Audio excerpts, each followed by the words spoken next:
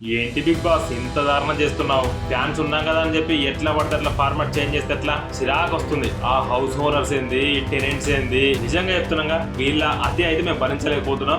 ఎప్పటిదాకా భరించాలి వీళ్ళ అతి? హాయ్ హలో నమస్తే, welcome to Bigg Boss Telugu season 9. నేను మీ దిలీప్. ఏంటి బిగ్ బాస్ ఇంత దారుణం చేస్తున్నావు? ఫ్యాన్స్ ఉన్నాం కదా అని చెప్పి ఎట్లా పడితే అట్లా ఫార్మాట్ చేంజ్ చేస్తే ఎట్లా? ఈసారి ఇప్పటి వరకు జరిగిన ఎపిసోడ్ చూస్తుంటే మాత్రం మాకు చిరాకు వస్తుంది. ఆ హౌస్ ఓనర్స్ ఏంది, టెనెంట్స్ ఏంది, కామనర్స్ ని ఓనర్స్ చేస్తే ఏంటో ఇంత కొత్తగా ప్లాన్ చేశారు అనుకున్నాం. కానీ మరీ టూ మచ్ చేస్తున్నారు.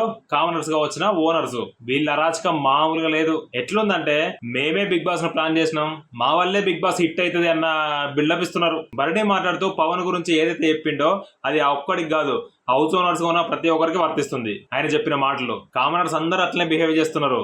మామూలు అటిట్యూడ్ చూపించట్లేదు ఒక్కొక్కరు. నువ్వు అన్నందుకు ఎవరో మాస్క్ మ్యాన్ అని మనోడి పేరు ఏం పేరు, హరీష్ ఆగట్లేడయ్యా.